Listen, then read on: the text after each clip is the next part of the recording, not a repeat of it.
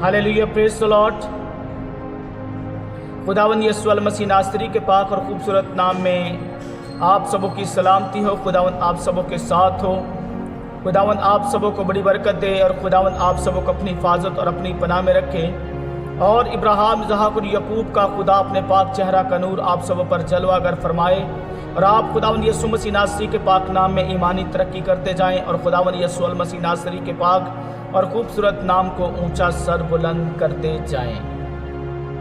मेरे अजीज़ों, मैं खुदावंद की शुक्रगुजारी करता हूं कि खुदावंद ये तौफीक बख्शी है कि मैं आप लोगों के दरमियान अंजिल जलील की मनादी कर सकूं। और मेरा ईमान है कि आज आप खुदावंद के कलाम के वसीला से अपनी ज़िंदगी में बरक़ात, मुअज्ज़ात और शिफा को हासिल करेंगे और खुदावंद के नाम में बढ़ते जाएंगे।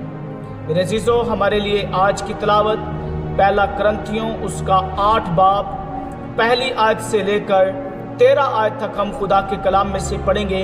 कलाम पाक में कुछ यूं तहरीर है। अब बुतों की कुर्बानियों की बाबत ये है, हम जानते हैं कि हम सब इल्म रखते हैं। इल्म गरूर पैदा करता है, लेकिन मोहब्बत तरक्की का बायस है। अगर कोई गुमान करे कि मैं कुछ जानता हूँ, तो जैसा जानना चाहिए वैसा अब तक नहीं जानता। लेकिन जो कोई खुदा से मोहब्बत रखता है, उसको खुदा पहचानता है।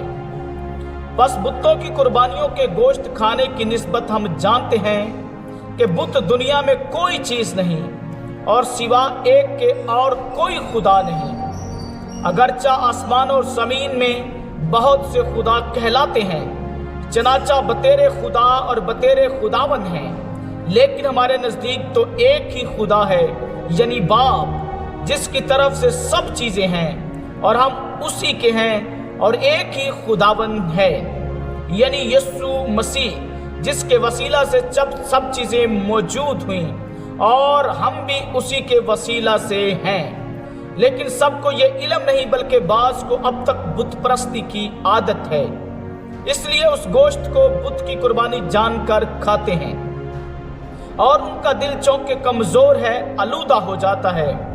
खाना हमें खुदा से नहीं मिलाएगा।